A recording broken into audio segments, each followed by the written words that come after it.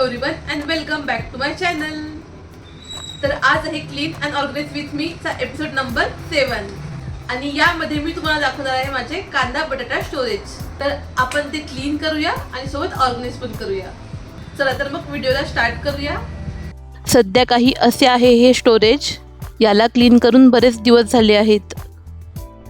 तर क्लीन करताना मी ह्या खालच्या बास्केटपासून स्टार्ट करते. ह्या सर्व लोखंडी बास्केट आहेत आणि त्यावरती कलर आहे. माझ्याकडे ह्या ॲमेझॉन नाऊच्या काही कागदी बॅग आहेत. याचा यूज मी या बास्केटमध्ये लायनर म्हणून करणार आहे. तर आता एक एक बास्केट क्लीन करून यामध्ये मी लायनर लावते. ह्या बास्केट लोखंडी असल्यामुळे यांना मी पाणी लागू देत नाही. हे कागदाचे लायनर यूज करण्यामागे बरेच रिझन आहेत. एक म्हणजे चेंज करायला सोपं, फार धूत बसून वाळवत घालायची गरज नाही. दुसरे म्हणजे हे कागदाचे असल्यामुळे हे थोडेसे मॉइश्चर ॲब्झॉर्ब करते. त्यामुळे कांदा बटाटा स्टोअर करण्यासाठी हे प्लास्टिकच्या लायनरपेक्षा बरे पडतात. फक्त हे खराब व्हायचे चान्सेस जरा लवकर असतात. त्यामुळे जेव्हा केव्हा मी हे युनिट क्लीन करते तेव्हा मी सर्व लायनर चेंज करून घेते. त्यानंतर आता मी हे सर्व बॉक्स क्लीन करून घेते. हे बॉक्सेस मी IKEAमधून घेतले आहे. हा पूर्ण युनिट मी 4 बॉक्स मिळून बनवलेला आहे. तुम्हाला हवं असेल तर याची लिंक मी तुम्हाला डिस्क्रिप्शन बॉक्समध्ये देते. यातल्या फर्स्ट बास्केटमध्ये मी नेहमी कांदे ठेवते. नंतर त्याखाली फ्रूट्स, या साईडला बटाटे, वरच्या बास्केटमध्ये माझे ॲप्रॉन असते. त्यातल्या बऱ्याचशा बास्केट मी खाली ठेवते. या खाली बास्केटमध्ये कधी एक्स्ट्राचे कांदे, एक्स्ट्राचे जे फ्रूट्स असतात ते सर्व मी यामध्ये ठेवते. त्यामुळे या युनिटमुळे माझा किचन काउंटर टॉप खूप खाली राहतो. जेव्हा केव्हा एखादी गोष्ट किचनमध्ये कुठे ठेवायची ते कळत नाही तेव्हा ती तात्पुरती मी यामध्ये ठेवते. आणि खरंच हे युनिट यूज करण्यासाठी खूप इझी आहे. तुम्हाला याबद्दल काही क्वेरी असेल तर तुम्ही कमेंट बॉक्समध्ये नक्की विचारू शकता.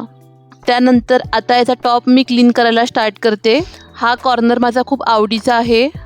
हे जार मी फक्त डेकोरेशनसाठी ठेवलेले नाहीत, तर यामध्ये मी रोज वापरातल्या काही वस्तू पण ठेवते. इथं खूप धूळ साचलेली आहे, सो आधी ती क्लीन करून घेते.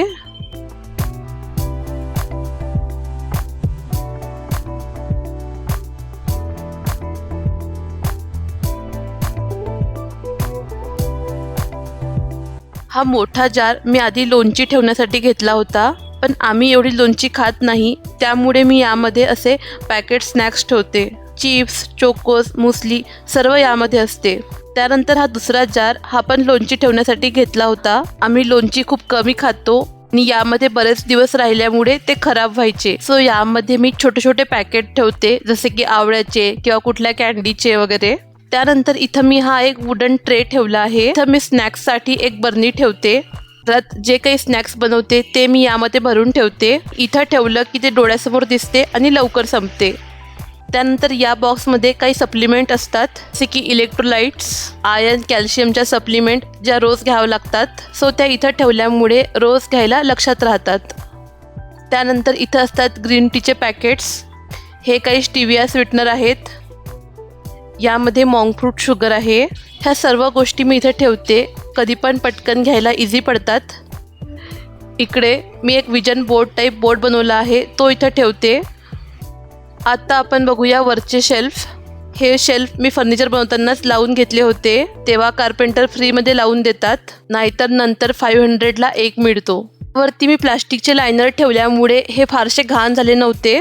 हे मी फक्त स्पेशल डेकोरसाठी लावलेले आहेत. मला या कॉर्नरला टी कॉफी कॉर्नर बनवायचा होता, पण माझ्याकडे कॉफी मशीन नाही किंवा केटलसाठी इथं प्लग पण नाही. सो मी इथं सर्व मिक्स केले आहे. आणि याला थोडा पिंटरेस्टी वाईब देण्यासाठी इथं मी काही फोटो फ्रेम्स आणि सिरॅमिक जार ठेवले आहेत.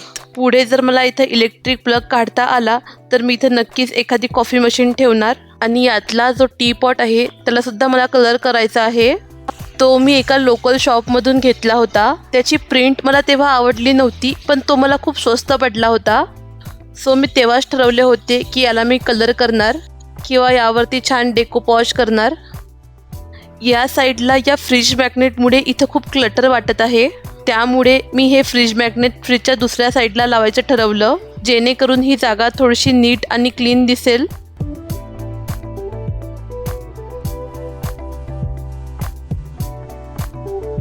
अशा प्रकारे हा पूर्ण कॉर्नर मी आज क्लीन केलेला आहे. तुम्हाला जर आवडला असेल तर मला कमेंट्समध्ये नक्की सांगा, किंवा तुमचे काही क्वेश्चन्स असतील तर तुम्ही कमेंट्समध्ये ते नक्की विचारू शकता. आणि सोबतच मला तुम्ही सजेशन पण देऊ शकतात की या डेकोरसोबत ही जागा मी अजून कशा प्रकारे युजफुल करू शकते.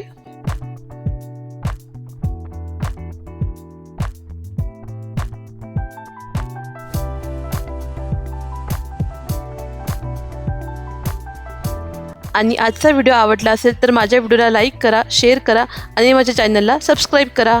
थँक्यू.